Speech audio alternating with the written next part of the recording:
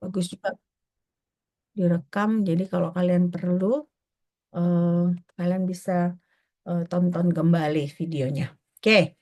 Nah, jadi kita mulai dengan gerakan terbatas dalam dua dimensi atau lebih. Nah, artinya kita bisa menentukan gerakan terbatas dalam dua dimensi dan dalam tiga dimensi. Ya. Nah, jadi kalau misalnya yang satu dimensi itu batasnya antara 0 ke L1, yaitu X. Nah, jadi kalau misalnya dua dimensi berarti kita punya batas antara 0 ke L1 pada X, lalu 0 L2 pada Y.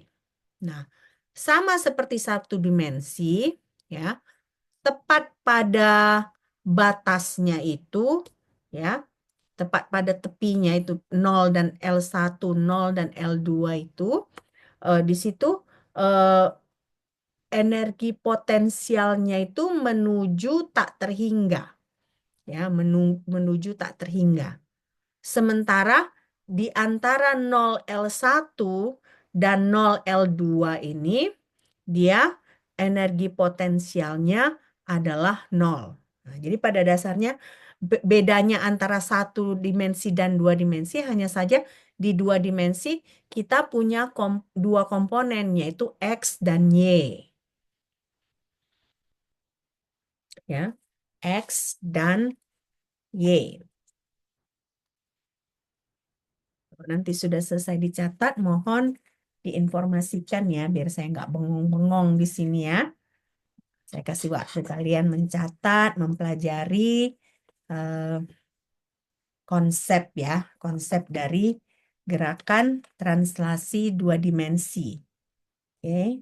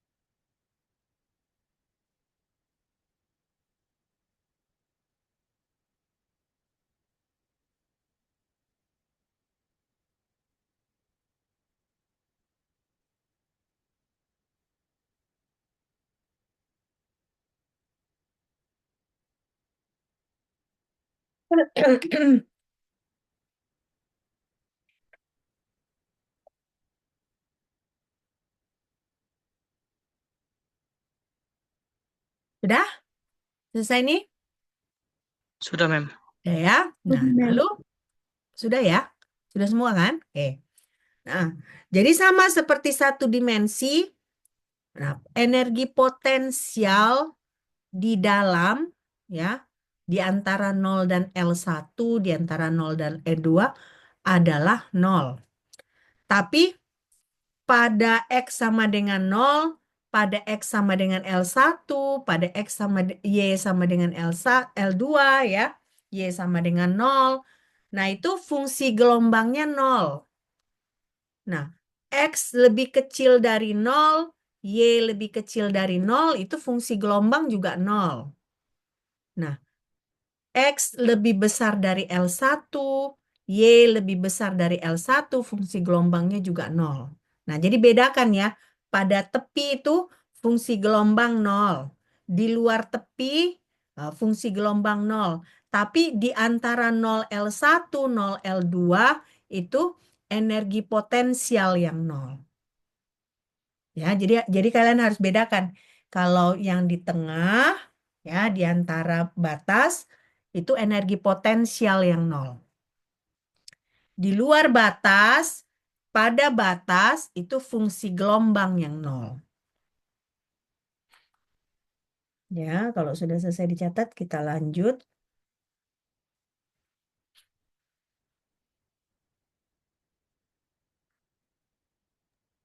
Sudah, Mem. Sudah ya. Nah, Nah, di sini berarti beda. Berarti kan yang untuk di tengah ya di antara X sama dengan 0 dan X sama dengan L1 baru Y sama dengan 0, Y sama dengan L1 berarti ada dua terminologi dari energi kinetik ya.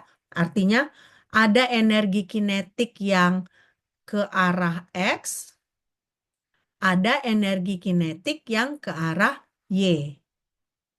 Nah, jadi itu aja bedanya antara satu dimensi dan dua dimensi. Ya, jadi kalau misalnya satu dimensi kan kita tidak perlu pertimbangkan yang Y, hanya X saja karena dia satu dimensi. Nah, tapi untuk yang dua dimensi kita perlu pertimbangkan yang arah X dan arah Y.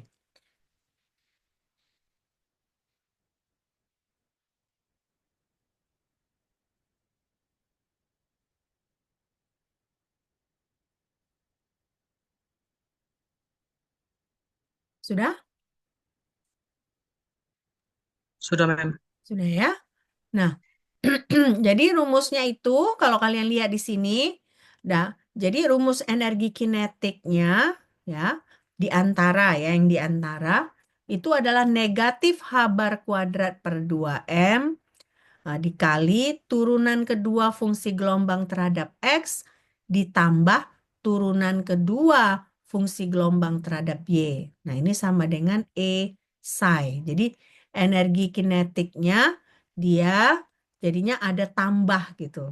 Dia ada pada fungsi dari X, ada fungsi dari Y. Nah, karena itu lambang dari si fungsi gelombang pun tidak hanya berdasarkan X, tapi dia juga fungsi X dan Y. Nah, artinya apa? Berarti artinya turunannya ini kita harus menggunakan partial differentiation. Artinya kita menurunkan pertama, kan pasti fungsi gelombangnya itu ada komponen X, Y. Nah, jadi ketika kita menurunkan terhadap X, si Y-nya kita anggap sebagai konstanta. Nah, lalu kalau kita menurunkan terhadap Y, si X-nya yang kita anggap konstanta. Ya. Nah, jadi ini lagi perbedaan kedua untuk yang dua dimensi. Perbedaan kedua adalah ketika kita menurunkan, ini kan kita perlu mencari turunan kedua dari fungsi gelombang.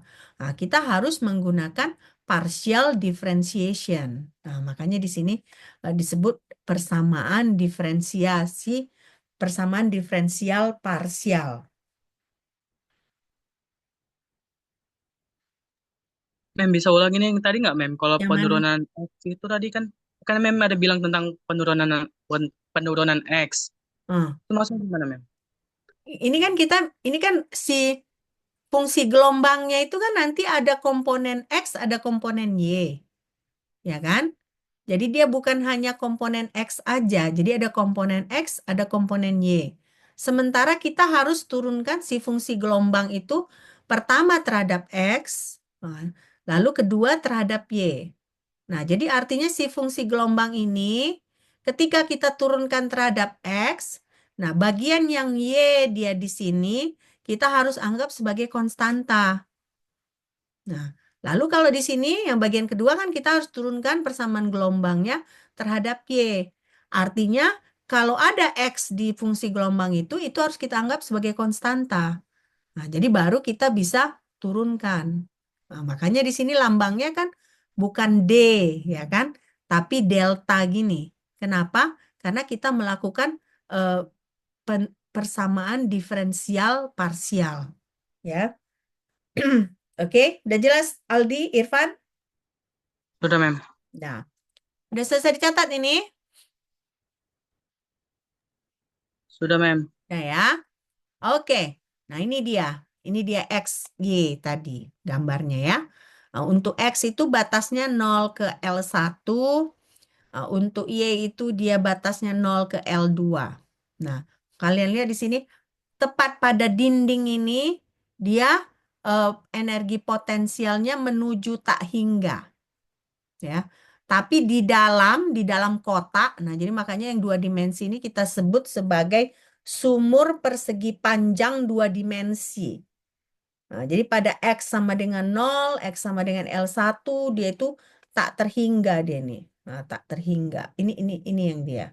Nah, ini tak terhingga. Ini kan dia X, ini dia Y. Nah, ini X, ya. Dia tak terhingga. Oke. Udah selesai kalian screenshot nggak ini? Mau di screenshot atau enggak? Kalau mau di screenshot silakan ya. Supaya bisa kalian pelajari. Oke. Oke, udah selesai nih pasti ya. Nah, jadi ini hanya penjelasan tambahan ya, bahwa dia pada X sama dengan 0, X sama dengan L1, ya kan? Dia potensialnya kalian lihat ini apa? Tak terhingga. Nah, demikian juga pada Y sama dengan 0, Y sama dengan L2, potensialnya juga menjadi tak terhingga. Nah, tapi di dalam, berarti di dalam kotak ini, dia potensialnya adalah 0. Nah, jadi beda antara satu dimensi kan kita hanya hanya punya kayak dinding gitu ya. Nah, tapi kalau misalnya eh, dua dimensi, dia jadi kayak kotak gitu. Kayak sumur, ya, kayak sumur. Karena kan yang di bawah ini juga kan dia dibatasin gitu. Jadi dia seperti sumur. Nah, sumur yang tidak bisa ditembus karena berarti partikel yang di dalam tidak bisa keluar, gitu ya. Nah, sekarang kita mau menurunkan persamaan Schrödinger untuk dua dimensi. Karena kemarin kan dua pertemuan terakhir kita sudah mencoba menurunkan persamaan Schrödinger untuk gerakan translasi. Ya, pertama untuk gerakan bebas, kedua terbatas tapi satu dimensi. Nah, sekarang kita mau melihat bagaimana penurunannya, ya, penurunannya. Nah, jadi kita pakai di sini teknik pemisahan variabel. Teknik pemisahan variabel. Oke, ini nggak usah kalian catat. Ini pelan-pelan aja. Yang penting ininya yang kalian catat. Jadi inilah membangun fungsi gelombang untuk partikel dalam kotak dua dimensi. Ya, silakan dicatat yang ini. Membangun fungsi gelombang untuk partikel dalam kotak dua dimensi.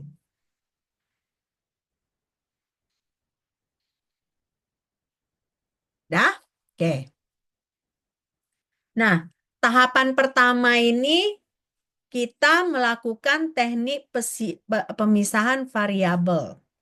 Ya, teknik pemisahan variabel. Ini gak usah kalian catat. Nah, ini yang mulai kalian catat. Nah, jadi bagaimana caranya?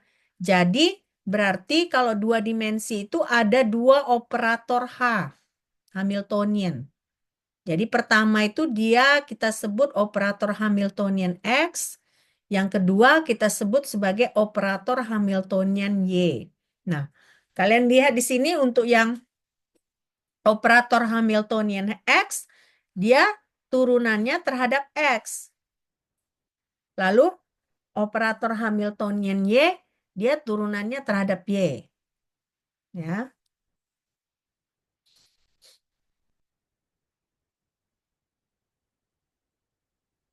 Selesai dicatat? Sampai di sini ada pertanyaan nggak? Sampai di sini ada pertanyaan? Nggak ada? Oke. Sudah selesai dicatat atau belum? Sudah, Mem. Udah ya? Oke. Nah, berarti artinya, ya kan, persamaan dua tadi, ya kan, kita aplikasikan ke persamaan Schrödinger.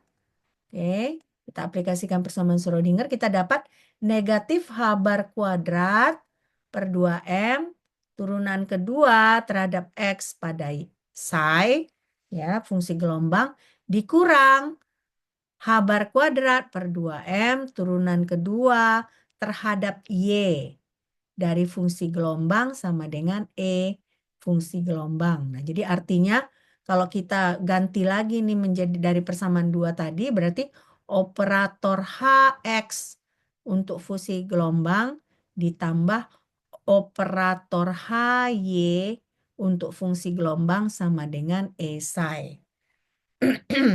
Ya, jadi berarti kan ini operatornya ada dua operator yang kita jumlahkan. Nah, itu menghasilkan satu fungsi eigen yang merupakan energi. Nah, dalam hal ini berarti energi kinetik karena energi potensialnya adalah sama dengan nol. Ya,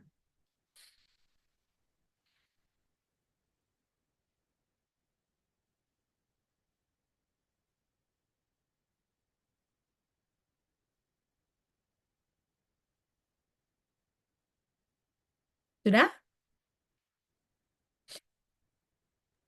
Sudah, Mem. Hah? Nah, pelan-pelan aja ya. Maksudnya kalian nggak perlu buru-buru karena ini kan semakin hari semakin panjang ya persamaannya. Jadi semakin rumit. Jadi pelan-pelan aja kalian catat sambil kalian mengerti gitu ya. Nah, eh, saya nggak akan coba buru-buru karena saya tahu makanya harusnya kan di di RPS itu kita targetnya sampai energi rotasi. Tapi saya rasa nggak mungkin kan. Kalau saya buru-buru nanti buat apa saya buru-buru kalau kalian nggak mengerti. Jadi target kita ini sampai energi vibrasi ya, gerakan vibrasi, sorry. Nah, jadi sekarang berarti kan sisai ini kita anggap sebagai produk dua fungsi.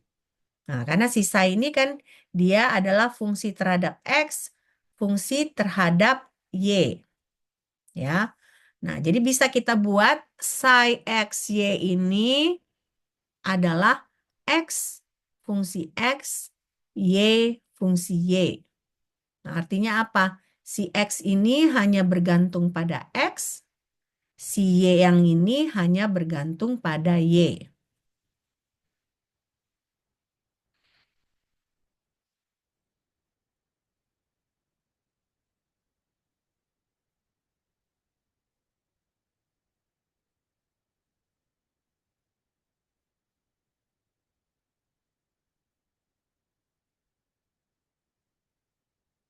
Pelan-pelan, coba kalian mengerti ya, pelan-pelan. Karena ini kita pun pakai partial differentiation ya.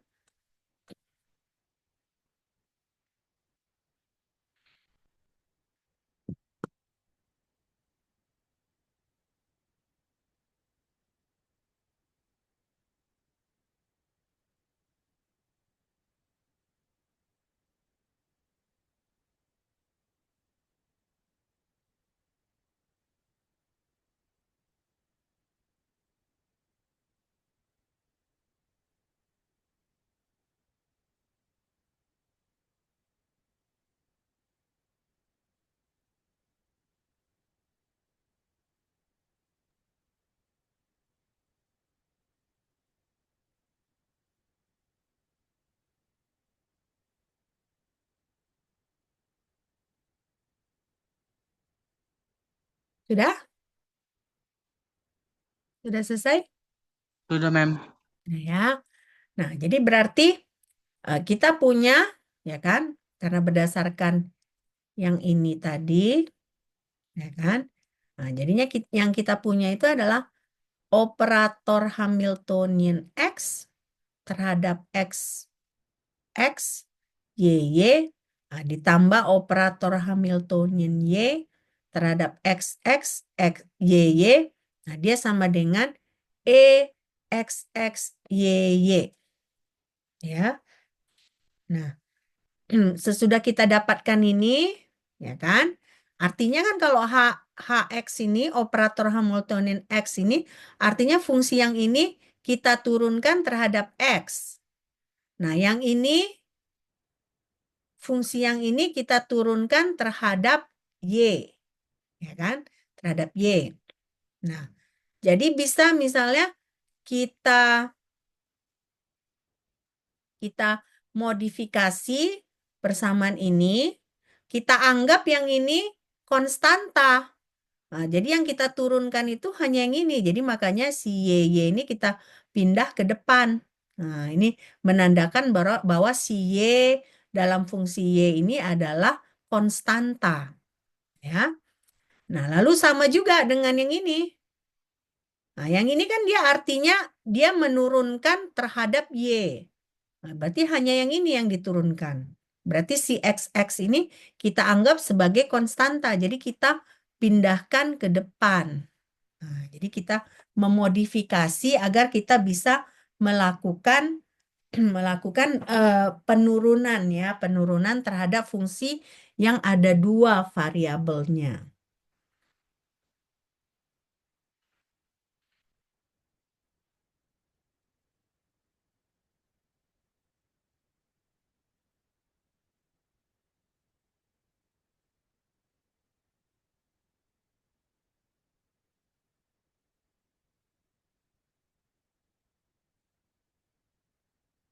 Pelan-pelan gitu ya, supaya kalian paham ya.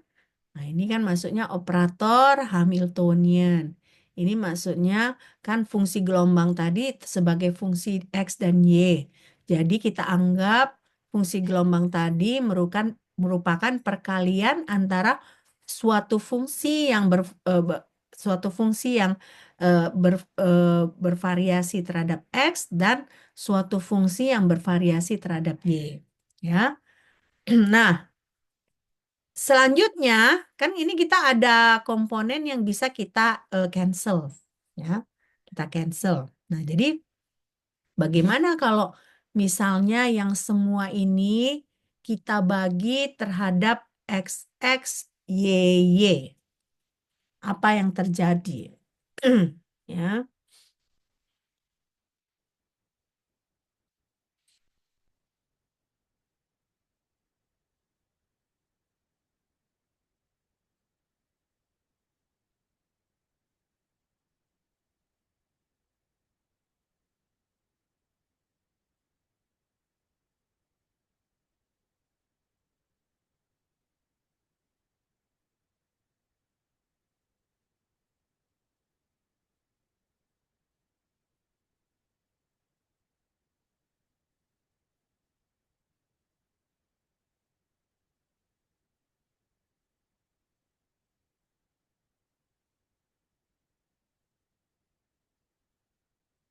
ya, selesai dicatat ini,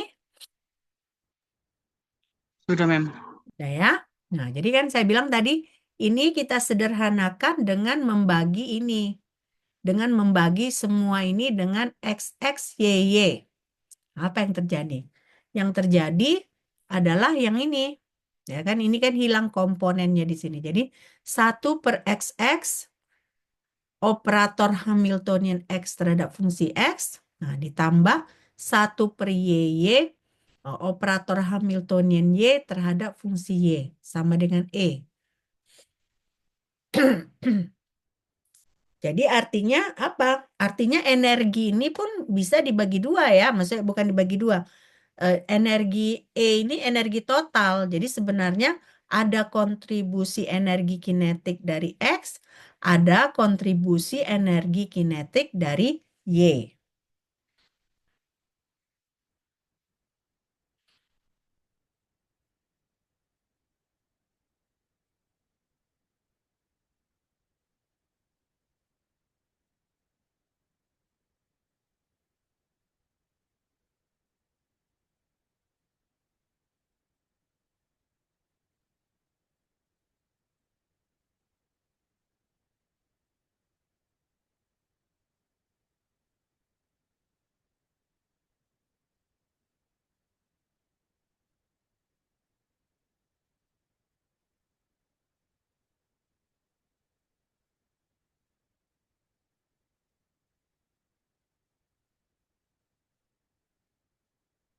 Udah, selesai dicatat? Belum ya?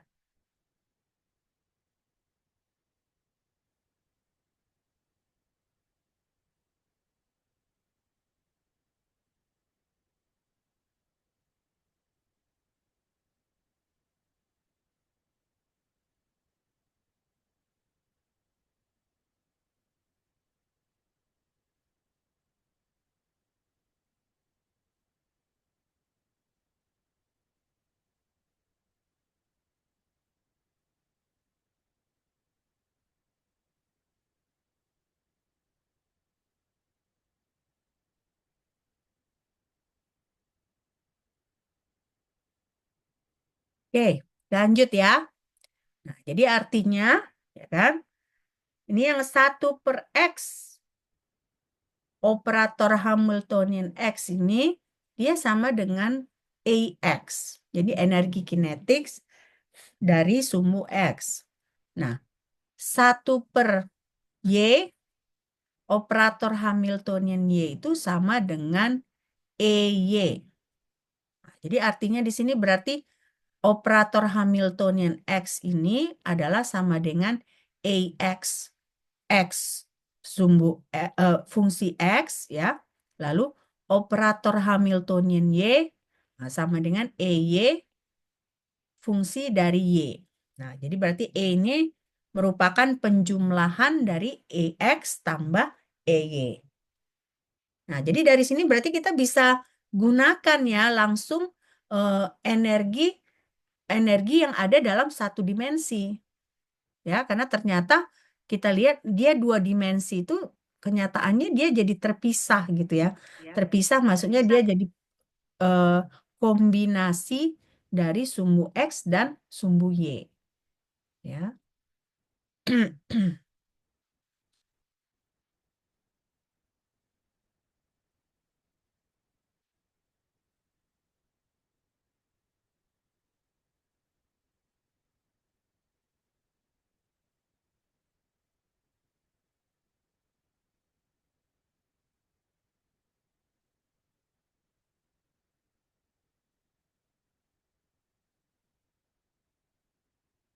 Oke, selesai dicatat.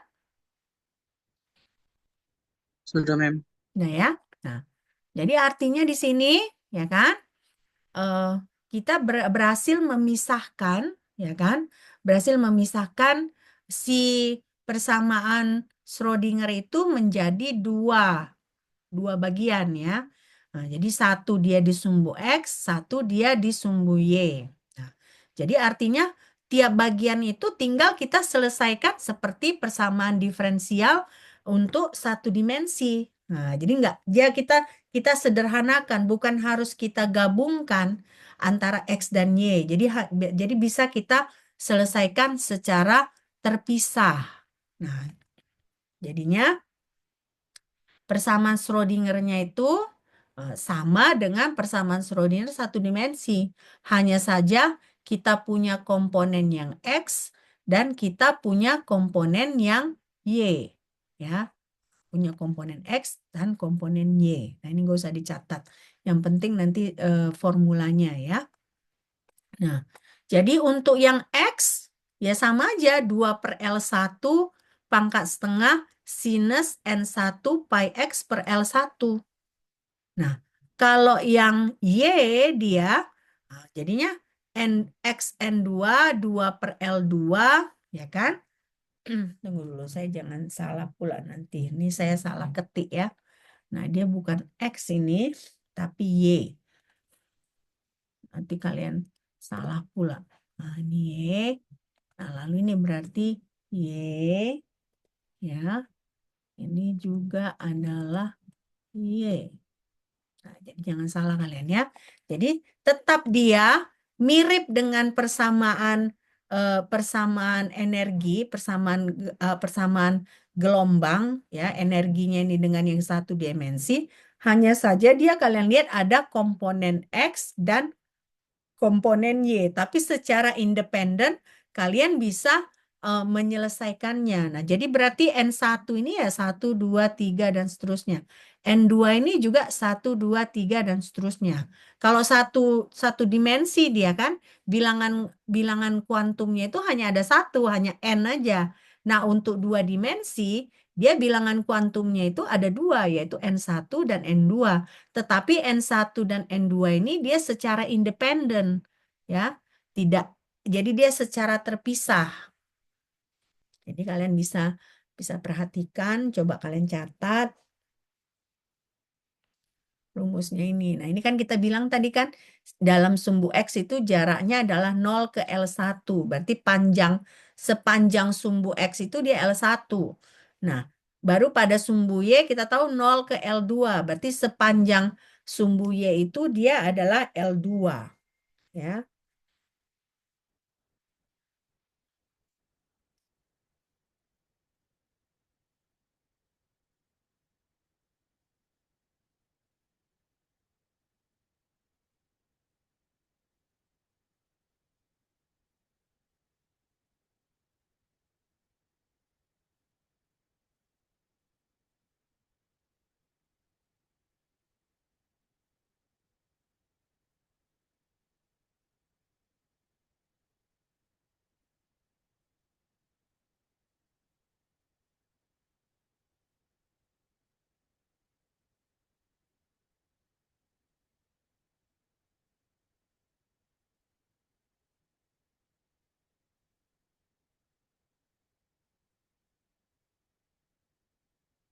Sudah ini? Belum ya?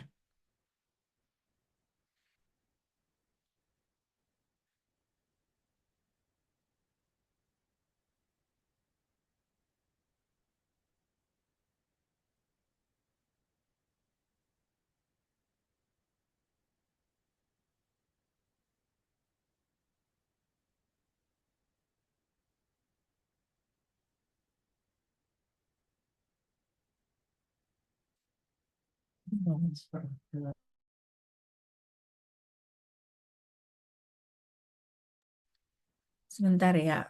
Sebentar ya. Saya izin sebentar.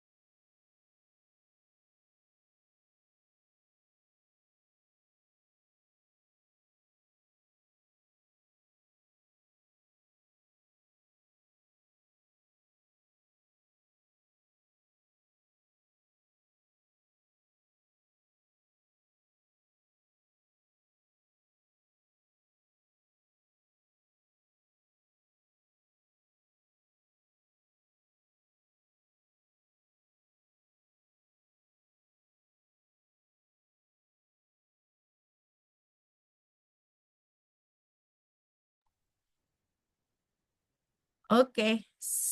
Saya minta maaf ya. Tadi ada yang harus saya kerjakan. Ini udah selesai dicatat? Sudah, Sudah ya? Mem. Nah, oke. Nah, ini sekarang berarti kan kita punya X. eh, Kalau kita ini kan kita baru baru men-setup ya, men-setup energinya ya, energi. Nah, lalu kan tentunya selain energi kita perlu men-setup fungsi gelombangnya. Nah, fungsi gelombangnya ini kita tahu kalau di dalam kotak itu kan dia di antara 0 dan L1. Lalu eh, di antara 0 dengan L2 untuk Y. Nah, karena itu kita akan lengkapi fungsi gelombangnya itu, ya kan, menjadi ini. Jadi si fungsi gelombang N1, N2, XY itu sama dengan 2 per L1, L2 pangkat setengah sinus N1 pi X per L1 sinus N2 pi X per L2. Nah, berarti energinya kalau kalian lihat di sini kan dia berarti penjumlahan ya. Penjumlahan dari sumbu X dengan sumbu X, sumbu X dengan sumbu Y, dikali H kuadrat 8L, 8M. Nah, jadi ini perbedaan antara dua dimensi dengan satu dimensi. Ya,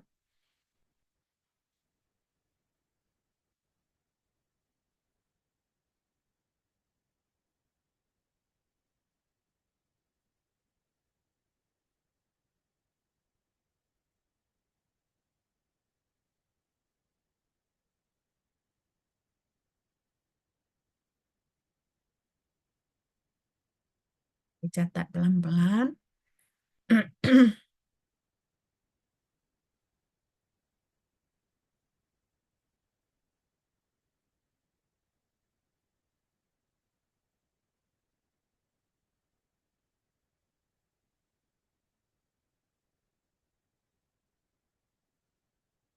Selesai nanti infokan ke saya ya. Biar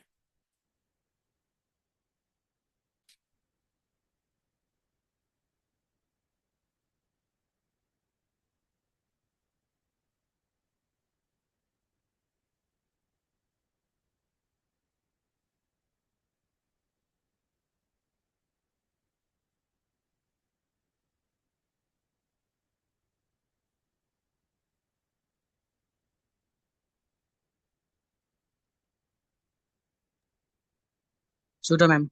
udah. Oke. Semua sudah ya? Oke. Nah, lalu berarti di sini kita mau melihat gitu ya, bagaimana konturnya sebenarnya kalau eh, si fungsi gelombang itu dalam bentuk dua dimensi dan satu dimensi. Nah, ini kita bisa lihat di gambar 2, ya kan? Nah, ini dia ya. Yang A ini, ya kan? Ini dia eh, dalam keadaan energi terendah, ya. Ingat kan kita kemarin kita Kemarin kan kita ingat ya kalau misalnya energi itu tidak akan nol ya. Dia energi yang ada energi titik nol. Nah, kalau untuk yang fungsi gelombang dua dimensi ini kalau kalian lihat inilah bentuknya kalau dia N1-nya 1, N2-nya 1. Nah, ini dia dalam keadaan terendah. Jadi kalau dalam keadaan terendah dia bergabung ya, nggak terpisah. Nah, tapi begitu kita naikkan salah satu, jadi di sini kan yang B, yang B itu N1-nya 1, N2-nya 2. Nah, dia jadi terpisah, ya, terpisah. Nah, demikian juga kalau yang C itu salah satunya N1-nya itu dia 1. N1-nya 1, N2-nya 2. Nah, jadi di sini N1 di level bawah, N2-nya di level atas ya. Nah, ini dia kalau kita beda bilangan kuantumnya. Nah, yang terakhir kita bedanya ini yang D ini adalah N1 sama dengan 2, N2 sama dengan 2, dia malah jadi split jadi 4. Nah, jadi berarti pada keadaan terendah dia tergabung jadi 1 ya. Tapi begitu salah satu, nah ini kan Y-nya yang sama dengan 2 bilangan kuantumnya. Nah, dia jadi split ke kanan. Nah, kalau misalnya si X-nya yang bilangan kuantumnya sama dengan 2, dia split ke bawah ya. yang N2 yang Y-nya tetap di atas. Nah, tapi kalau N1 sama dengan 2, N2 sama dengan 2, nah dia malah menjadi 4 seperti ini. Nah, ini yang kita lihat sebagai kontur dari fungsi gelombang untuk partikel terbatas 2 dimensi. Nah, tapi ini asumsinya kita lihat, kita selalu lihat kan dia amplitudonya sama. Nah, tapi yang beda itu nanti panjang gelombangnya ya, seperti yang kita diskusikan Selasa kemarin. Oke? Nah, sekarang ini ada ilustrasi singkat ya. Nah, jadi misalnya kita sebut L1, L2, L1, L1 dengan L2-nya itu sama panjangnya. Nah, jadi dia kubus ya. Nah, dia bentuk kubus. Karena berarti yang sepanjang X dia juga L, sepanjang Y dia juga L. Nah, lalu tapi yang berbeda itu adalah bilangan kuantumnya. Kenapa? Karena N1 sama dengan 1, N2 sama dengan 2. Nah, jadi berarti kalau kita mau menghitung kerapatan probabilitasnya kan kita harus pangkat 2 kan fungsi gelombangnya, ya kan? Nah, jadi pangkat 2 dari fungsi gelombangnya ini adalah sama dengan 4 per L kuadrat. Kenapa? Karena L1 dengan L2-nya sama panjangnya. Jadi L1 dikali L2 jadi L kuadrat ya. Nah, lalu sinus kuadrat pi X per L. Nah, ini bagian dari sumbu X-nya dikali sinus kuadrat 2 pi Y per L. Nah, kenapa di sini 1? Karena N-nya 1. Kenapa di sini 2? Karena N-nya sama dengan 2. Nah, karena ingat ya, X itu kan N1, Y itu N2. Nah, jadi di sini karena 1 ya kita nggak perlu tulis, jadi tinggal pi X per L. Sementara pada N2 dia sama dengan 2, makanya di sini kita kalikan 2. Oke?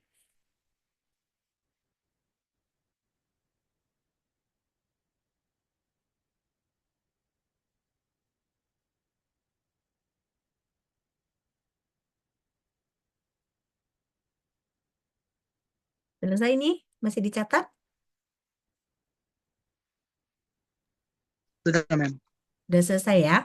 Semua udah selesai kan? Nanti Irfan aja yang udah selesai, yang lain belum. Yang lain bagaimana? Udah selesai kan? Oke.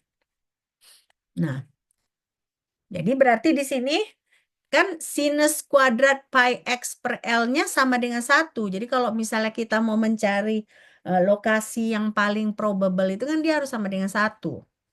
Nah, ini juga sinus kuadrat 2 pi R 2 pi Y per L itu sama dengan 1-nya. Artinya apa? Artinya di sini untuk X itu dia L per 2. Untuk X itu L per 2 dengan L per 4. Nah, sementara untuk Y dia adalah L per 2 dan 3L per 4. Sorry, ini dia maksudnya X-nya L. Jadi kemungkinan ditemukannya itu dia pada X itu L per 2, pada Y itu L per 4.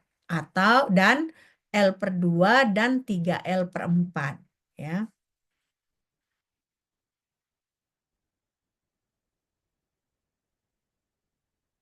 Maksudnya ini sinus apa yang menghasilkan 1?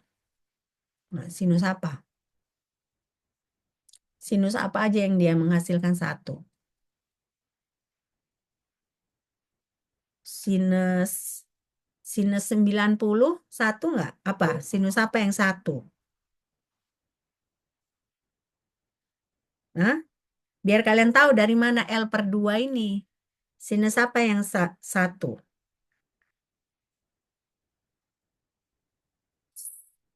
Sinus sinus 90, Mem. 90. Iya, Mem. Sinus 91. Nah, iya kan? Sinus 90 itu kan 1. Nah, berarti kan di sini pi, ya kan? Pi. Ini kan sinus kuadrat kan akar 1 ya 1. Nah, berarti kan pi X per L sama dengan pi. Nah, jadi X ini sama dengan, eh, tunggu dulu. X ini sama dengan eh, oh ini kan pi per 2 ya kan, pi per 2, 90 kan pi per 2 kan. Nah, jadi makanya L-nya sama dengan eh, X-nya sama dengan L per 2. Nah, baru apalagi yang sinus apalagi yang dia eh, 90 selain sinus apa lagi yang satu selain sinus 90? Sinus 180 berapa? Sinus 180. Hah? Sinus apa lagi yang satu dia? Jawablah. Sinus apa lagi yang satu?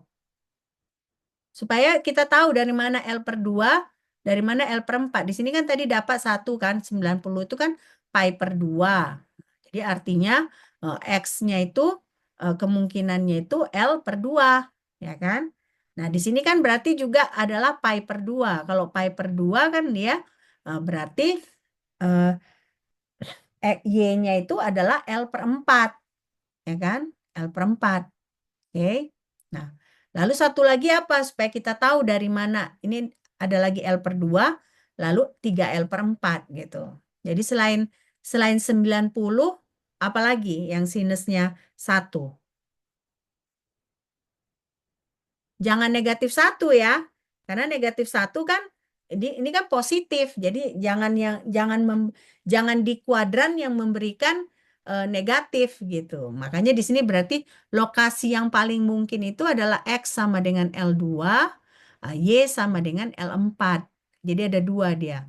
Satu L kalau untuk X itu dua-dua dia L per 2. Tapi kalau untuk Y dia L per 4 dan 3L per 4. Ya. Nah, jadi begitu caranya. Kalian udah ngerti nggak ini? Ngerti nggak? Hah? Ngerti nggak? Ngerti atau nggak peduli? Ngerti nggak ini ya? Yang saya ceritakan ini ngerti nggak? Yang saya jelaskan ini ngerti nggak? Lumayan, Mem. Lumayan. Tapi kebanyakan itu yang nol sih, Mem, hasilnya. Kayak 180. Kalau satu jarang gitu, Mem. Itu gimana, Mem? Cara pemecahannya, Mem? Maksudnya? Kalau memang harus satu atau gimana, Mem? Memang Kan itu memang kan ini memang harus satu. Makanya cari sudut berapa yang menghasilkan sinus sama dengan satu. Nah, berarti dia di posisi itu yang paling mungkin partikel ditemukan. Jadi bukan berarti kita harus cari yang lain-lain, enggak, karena memang solusi dari fungsi gelombang yang ini tadi, ya ini, ya kan? Kan kita mau menentukan di lokasi mana paling mungkin ditemukan partikel. Nah, jadi berarti kan kita harus tentukan dengan kita kuadratkan fungsi gelombangnya ini. Nah, solusi dari yang kita keluar kuadratkan fungsi gelombangnya itu ya ini, ya kan? Ada dua dia. Jadi nggak bisa yang lain-lain, memang harus ini, gitu ya. Oke, udah ngerti kan? Kalau nggak ngerti ditanya, jangan dibiarin aja, nanti numpuk. Nanti makin banyak lagi. Ini aja kita udah berapa berapa topik gitu kan. Jadi jangan dibiarin kalau nggak mengerti ya. Hmm. Oke, jadi nilai yang paling mungkin. Jadi posisi partikel paling mungkin itu pada posisi X sama dengan L per 2, Y sama dengan L per 4. Lalu satu lagi, X sama dengan L per 2, Y sama dengan 3L per 4. Ya, oke. Udah selesai dicatat ini? Sudah? sudah, sudah, Oke. Mem. Sudah, Mem. Belum? Sudah, Ripka? Sudah, Mem. Sudah, oke. Ripka mengerti nggak ini? Ngerti nggak? Lumayan, Mem. Ngerti-ngerti jambu. Ya, kalian pokoknya kalau misalnya kalian nggak ngerti, jangan jangan kalian diam-diamkan. Nah, saya berusaha nanti menjelaskan gitu. Jadi jangan udahlah, apalah itu. Nah, jangan gitu ya. Nanti makin banyak kalian nggak mengerti, makin kalian bingung gitu ya. Oke. Nah, jadi berarti di sini lokasi yang paling mungkinnya tadi yang itu. Nah, Kalau lokasi yang paling tidak mungkin itu adalah ketika fungsi gelombang melewati nol. Nah, ketika fungsi gelombang melewati nol itu adalah pada Y sama dengan L per 2. Jadi yang paling tidak mungkin partikel ditemukan itu adalah pada Y sama dengan L per 2. Ya. Oke. Ini coba dicatat. Ini adalah lanjutan dari soal yang tadi ya.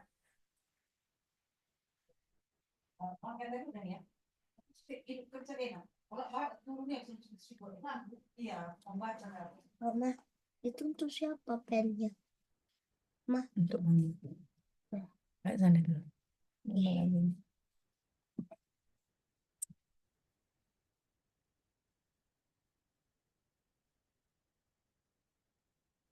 Sudah? Selesai nih? Belum ya? Biar nanti kita ada waktu, kita kerjakan soal lagi ya.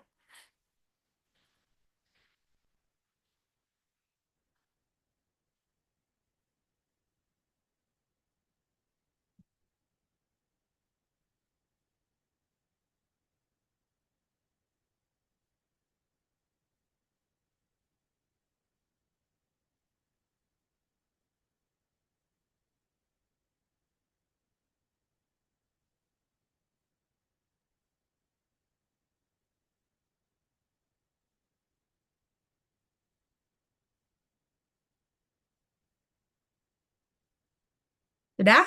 Selesai nih? Sudah, Mem. Oke. Nah, sekarang kita masuk ke 3 dimensi. Tadi kan dia 2 dimensi ya. Sekarang kita masuk ke 3 dimensi.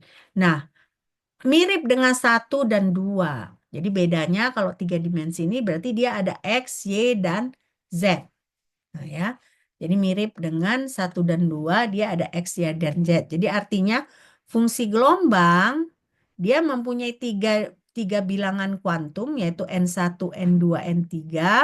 Lalu dia bergantung pada tiga suku, yaitu X, Y, dan Z. Nah, lalu berarti dia ini sama dengan 8 dibagi L1 kali L2 kali L3 pangkat setengah. Nah, sinus N1 pi X per L1. Nah, sinus N2 pi Y per L2. Nah, lalu sinus N3 pi Z per L3. Nah, di mana kalau kalian lihat di sini X-nya di antara 0 dan L1, Y-nya di antara 0 dan L2, dan Z-nya di antara 0 dan L3. Nah, ini dia fungsi gelombang untuk 3 dimensi.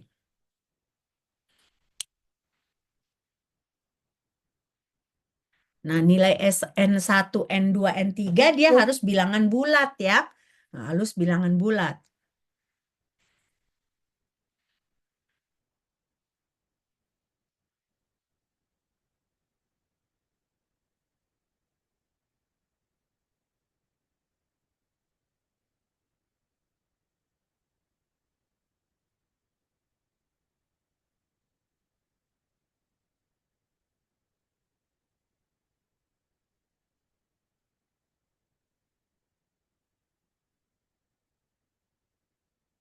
Oke, sudah? Sudah, Mem. Nah, energinya juga seperti ini.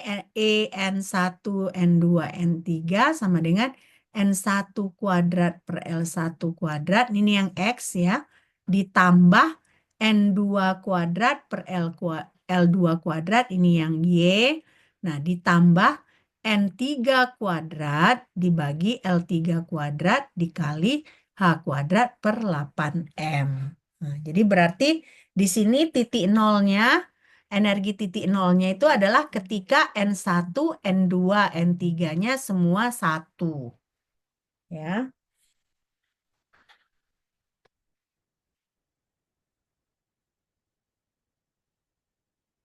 Kalau bisa kita melakukan apa ya,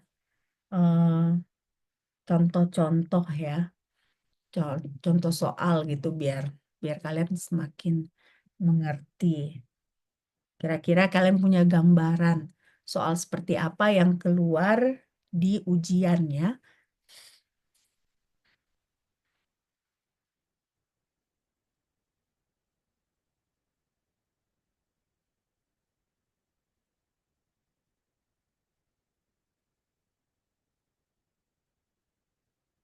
Sudah ini?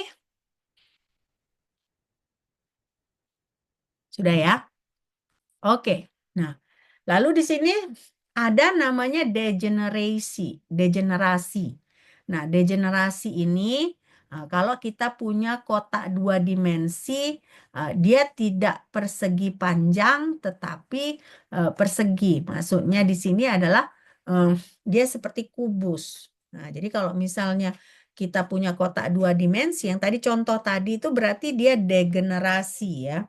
Degenerasi. Jadi artinya dia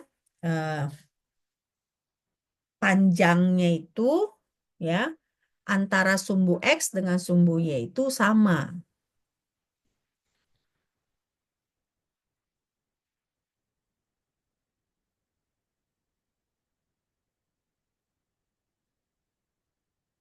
Kenapa kok matikan video kalian semua? Jadi saya kok kayaknya kesannya. Ini jangan-jangan kalian matikan video, kalian nggak belajar ya, tidur kalian. Hah? Jangan matikan video lah.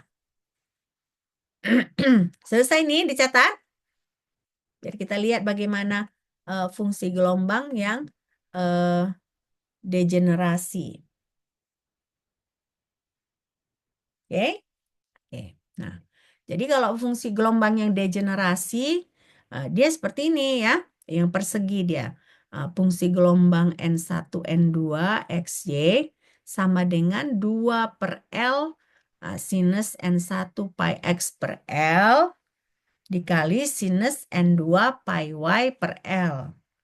Nah, di mana kan X-nya itu di antara 0 dan L, Y-nya juga di antara 0 dan L. Nah, ini kan kita bisa tahu kalau ketika di luar box ini, si fungsi gelombangnya itu sama dengan 0.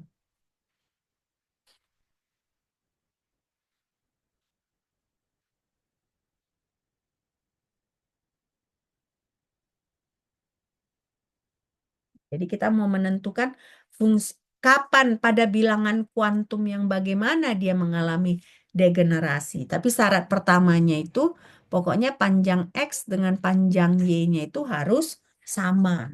Ya.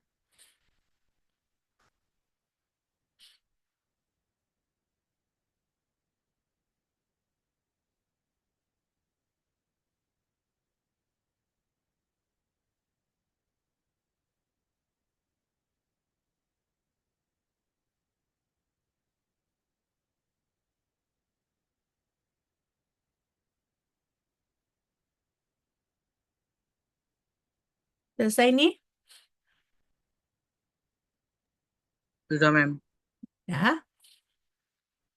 Semua udah selesai kan? Yang bukan Irfan aja kan? Oke. Nah, jadi berarti energinya ya kalau misalnya kita punya panjang yang sama itu jadinya N1 kuadrat ditambah N2 kuadrat H kuadrat dibagi 8 mL pangkat 2. Nah, itu energinya. Jadi energinya dalam bentuk square gitu ya.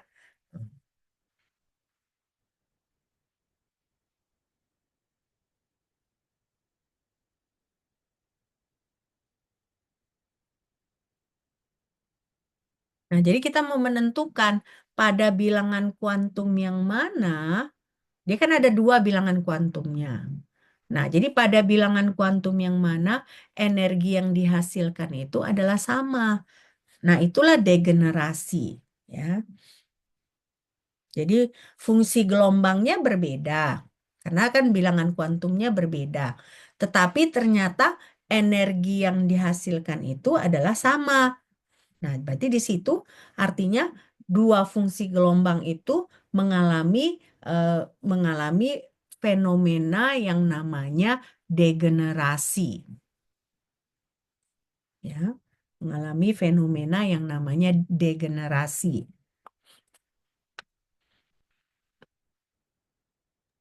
Izin bertanya, Mem. Ah, Apa? Jadi kalau misalnya 3 dimensi ini kan, kalau tadi kan yang 2 dimensi kan, kalau misalnya kita ngitung X itu Mm-mm. kan Y-nya dianggap konstan kan, Mem. Kalau Mm-mm. 3 dimensi ini kayak gitu juga atau tidak, Mem? Iya, gitu juga.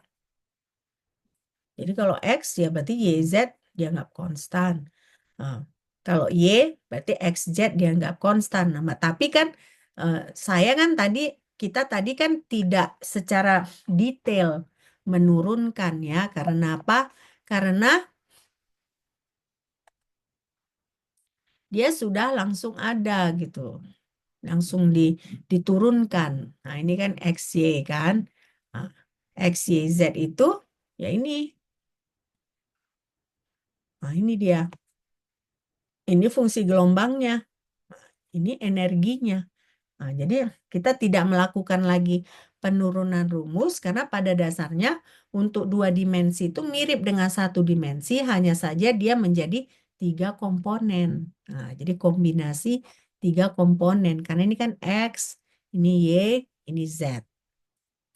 Ya, ngerti nggak Irfan? Sudah ngerti Ngerti, Mem. belum? Hah? Jadi konstan itu dia, Mem, ikuti energi potensial gitu, Mem. Yang sama dengan nol, atau bukan, Mem? Bukan, beda. Ini kan penurunan tadi. Kamu nggak usah mikir terlalu jauh gitu. Jadi kamu mikirnya gini aja. Kalau kita punya fungsi gelombang 3 dimensi, ya ini aja yang kamu itu kan. Nggak usah kamu turunkan lagi. Nah, nggak usah karena udah langsung muncul di sini. Hanya saja konsepnya seperti itu gitu ya. Tapi udah kita kita langsung mikir simpel aja. Berarti fungsi gelombang pada 3 dimensi ya ini dia. Energi 3 dimensi bagaimana? Yang ini ya. Jadi nggak usah mikir terlalu rumit aja dulu. Nah, ya.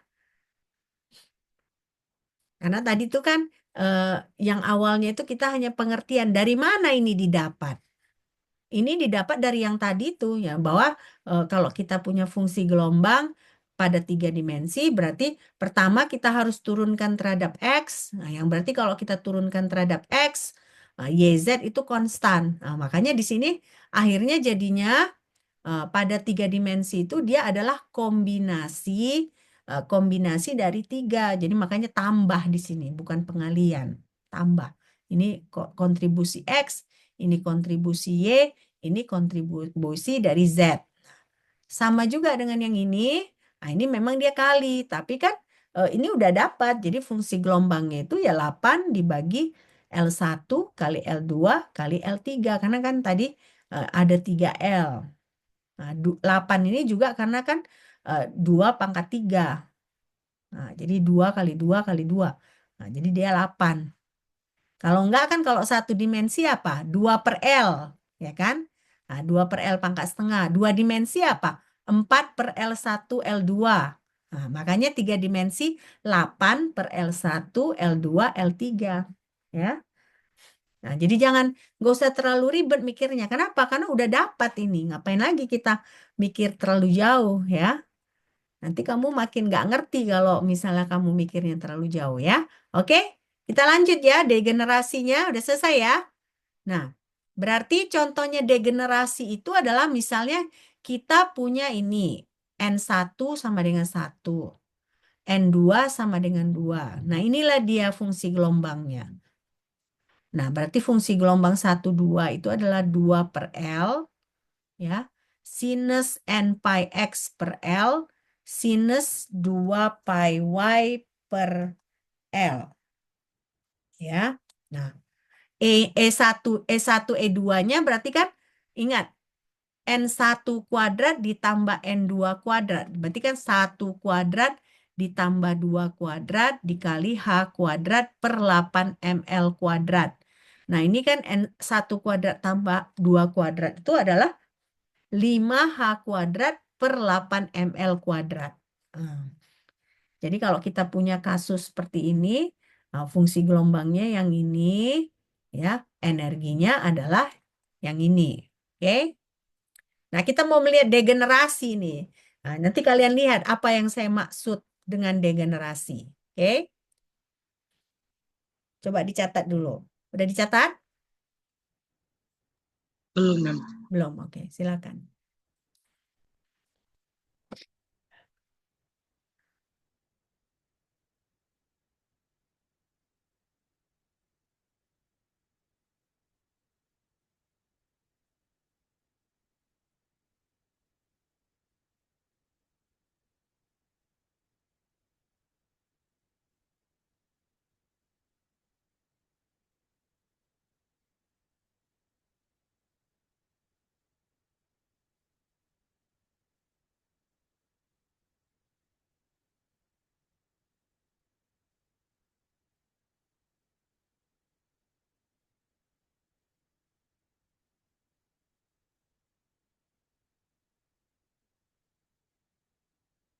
Sudah?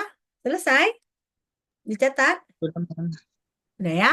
Nah, ini kan N1-nya sama dengan 1, N2-nya sama dengan 2. Nah, kasus berikutnya adalah N1-nya sama dengan 2, N2-nya sama dengan 1. Nah, kalau begitu kan kita punya itu psi 21. Nah, psi 21 itu berarti kan 2 per L sinus 2 pi X per L sinus pi Y per L. Nah, setelah kita hitung energinya, berarti kan E21. Berarti kan 2 kuadrat tambah 1 kuadrat dikali H kuadrat per 8 ml kuadrat. Nah, energinya kalian lihat di sini adalah 5H kuadrat per 8 ml kuadrat. Artinya apa?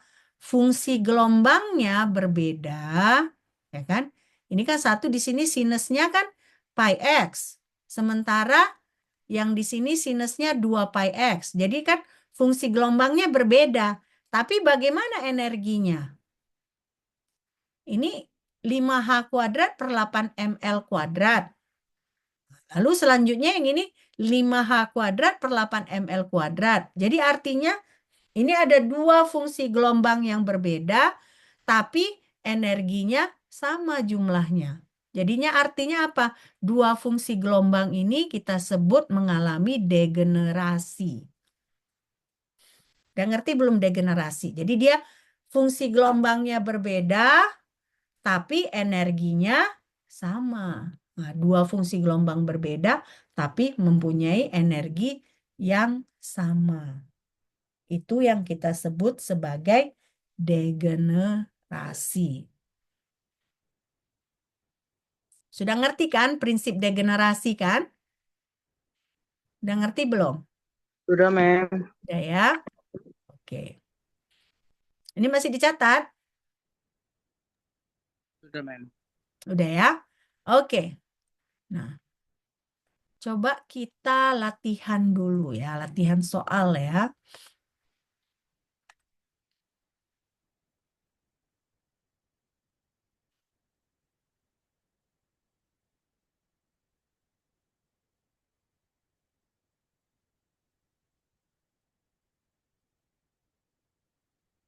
Bentar ya.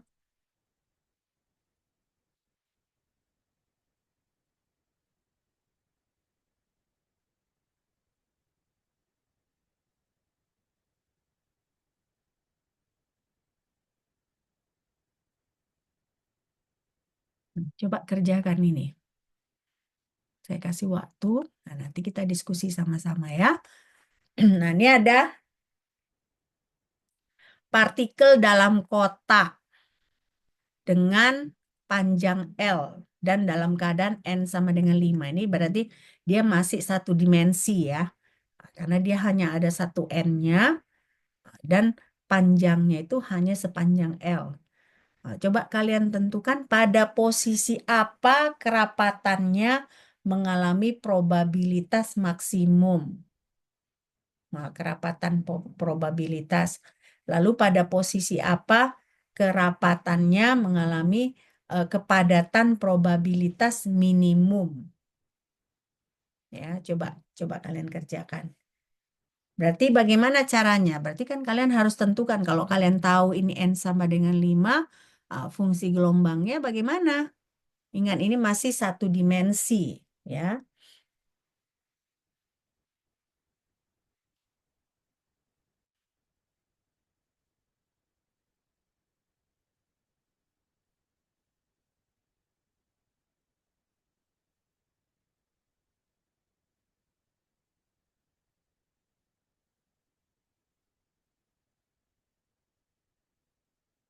Saya kasih waktu berapa menit? 5 menit ya. Baik, mem. Hmm. Coba kalian kerjakan dulu.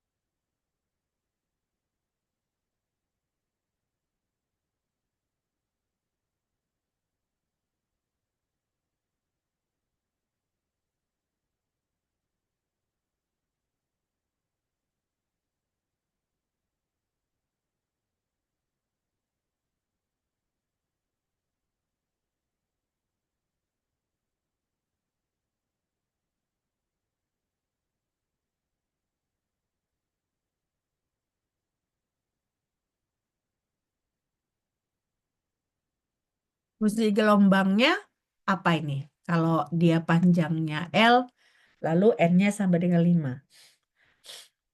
Apa dia? Nah, tentukan dulu fungsi gelombangnya ya.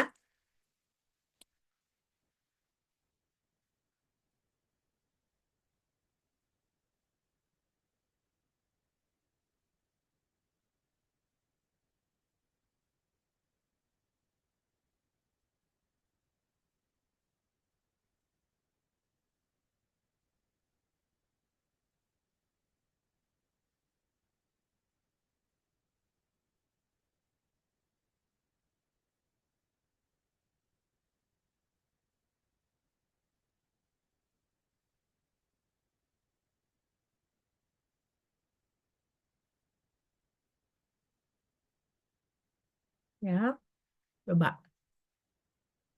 Ayo, siapa yang bisa jawab nih?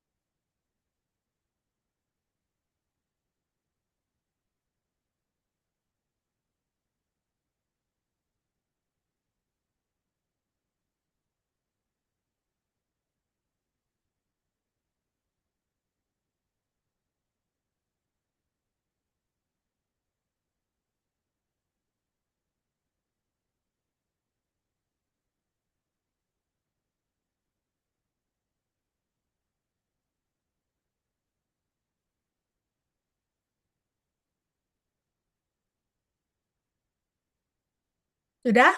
Dapat?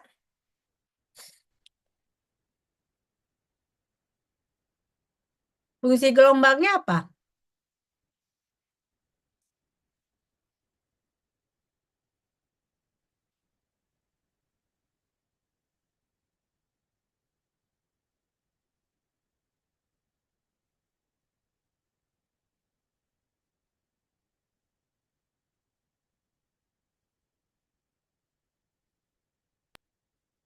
Dua L sin 5 pi X per L, men.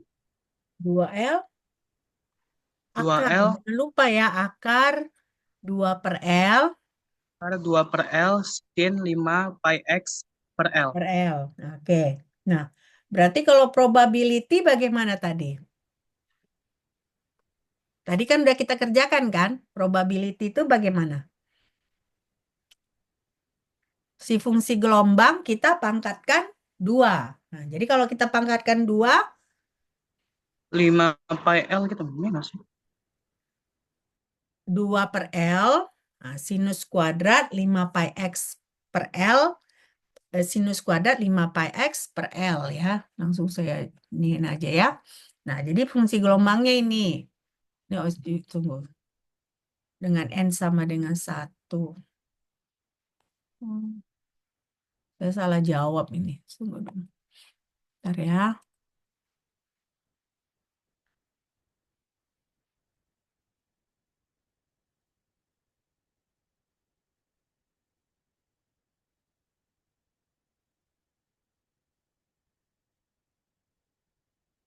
Oke. Saya jawabnya langsung ini aja ya. Langsung saya ketik aja ya. Yang lain kenapa ini kok matiin video? Saya paling nggak suka loh ngajar matikan video. Kalian. Saya aja nyalain video. Masa kalian nggak nyalain video? Jangan gitulah. Saling menghargai. Nah, jadi fungsi gelombangnya, ya kan? Dia adalah psi X, ya kan? Sama dengan akar dari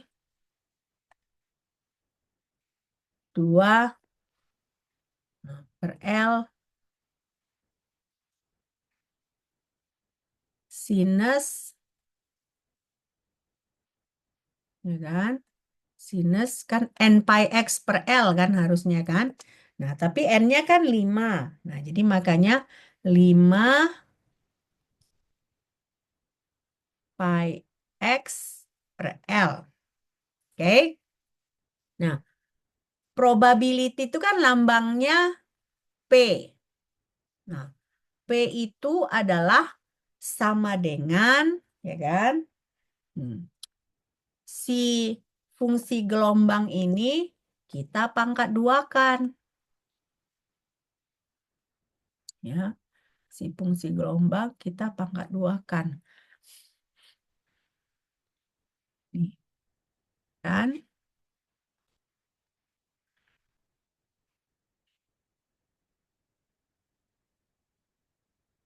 Si gelombang kita pangkat 2 kan ya. Nah, yang artinya kalau ini kita pangkat 2 kan, dia sama dengan 2 per L sinus kuadrat, ya kan? Ini aja kita buat. Sinus, tunggu dulu. Ini sinus kuadrat, ya kan? Nah, ini dari 5 pi X per L. Ya kan? Yang dicari itu kan lokasi mana dia maksimum dan lokasi mana dia minimum.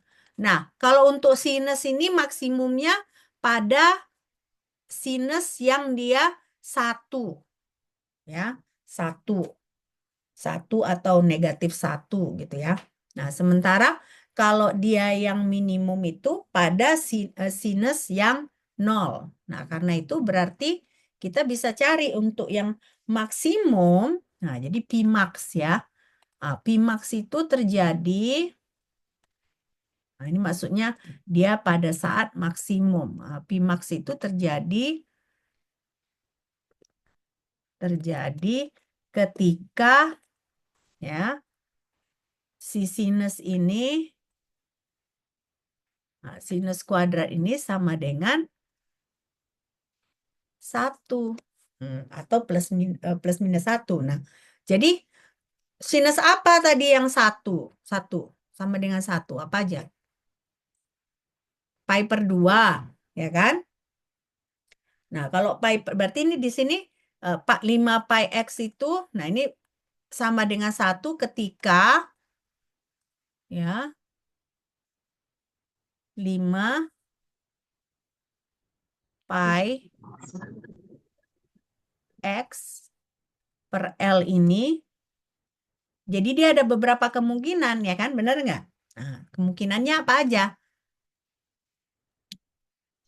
1 Pi per 2, ya kan? Nah, lalu apa? 3 pi per 2. Ini pi per 2. Ya kan? Pi per 2. Lalu 3 pi per 2. Lalu berapa lagi? Ada beberapa ya. Ada macam-macam. Lalu 5 pi per 2. Nanti kalian cari sinus-sinus yang ini benar nggak? Benar nggak dia 1? Jadi ini bukan 1 aja ya. 1. Dia karena maksimum, dia berarti plus minus 1.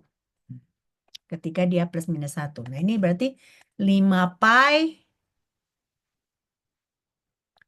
per 2. Nah, lalu berapa lagi? 7 pi per 2 dan seterusnya. Jadi masih banyak sebenarnya. Nah, kalau kita tentukan seperti itu berarti berapa X-nya? Probable X-nya. Ada yang bisa jawab nggak? Nah, jadi di sini kita tak teringat. Nah, artinya berarti X-nya sama dengan berapa? Ya kita samakan aja kalau 5 pi X sama dengan pi per 2, 5 pi X per L sama dengan pi per 2, nah, berarti X-nya sama dengan berapa? L per 10. Ya, L per 10. Nah, jadi kalau misalnya kita punya 5 pi X itu 3 pi per 2, berarti X-nya sama dengan berapa? X-nya sama dengan 3L per 10. Ya, 3L per 10. Nah, lalu misalnya kita punya 5 pi X per L-nya 5 pi per 2, berarti yang kita punya itu adalah L per 2. Ya, L per 2. Nah, seterusnya, jadi kalau 7 pi per 2 berapa? 7 pi per 2 berarti kita ini kan, kita hitung ya, X-nya itu sama dengan, ya kan, X-nya itu sama dengan 7L per 10. 7L per 10. Jadi ini kan, ini kalau pi per, dia pi per 2, L per 10. 3 pi per 2, 3L per 10. 5 pi per 2, nah dia L per 2. Nah, lalu 7L per 10 dan seterusnya. Kalian bisa hitung. Ya. Ini mungkin 5L per 10, sorry. 5L per 10. Oke? Nah, udah ngerti nih ya? Jadi ini probabilitas. Jadi kerapatan maksimum. Nah, jadi kalau kerapatan minimum bagaimana? Pada saat kapan? Pada saat dia sinus 0, mem. kuadrat ya. Jadi berarti kerapatan minimum ya, terpaksa saya kayak gini. Nah, jawaban berarti kerapatan minimum terjadi ketika, ya kan? Yang ini sama dengan 0. Ya, yang ini sama dengan 0. Nah, jadi apa? Sinus apa yang sama dengan 0? Jadi 5 pi X per L ini kapan sama dengan 0 dia? Pada saat 0. Benar nggak? Lalu 2 pi. Lalu apa lagi? Macam-macam ya, maksud ada beberapa angka. Lalu, sorry, ada pi ya. Lalu 2 pi. Ini adalah pada saat dia minimum. Nah, jadi 5 pi X per L sama dengan ini. Dia kalau dia mau minimum ya. Nah, kalau begitu X-nya apa aja? Coba. Ada yang bisa jawab. X-nya sama dengan 0. Lalu L. Lalu apa? L 2L per 5. Nah, 2L per 5. Dan seterusnya. Ya. Udah ngerti belum ini? Dan kalau keluar ujian kayak gini, tahu nggak ngerjainnya? Nah, jadi kerapatan minimum terjadi kalau dia 0. Nah, kerapatan maksimum dia terjadi kalau si sinusnya itu sama dengan plus minus 1. Ya. Oke, ini mau dicatat? Udah selesai dicatat? sudah, Mem. Udah? Semua udah selesai catat? Sudah, Mem. Udah? Yang ini udah?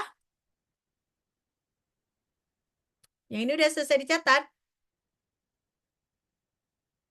Hmm? Udah ya? Oke. Belum, Mem. Belum? Oke, silakan dicatat baru kita akhiri perkuliahan kita. Kita lanjut hari Selasa ya.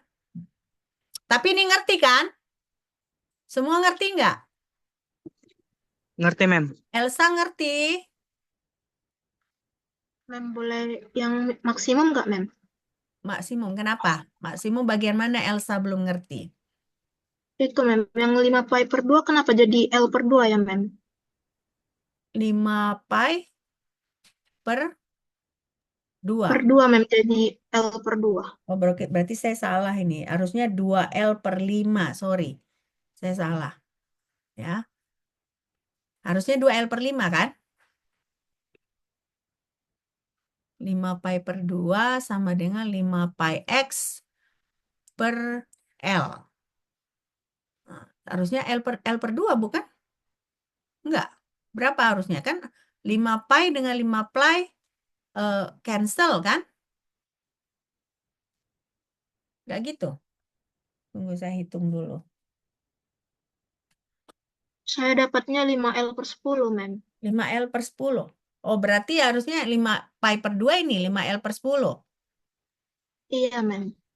Oh, oke.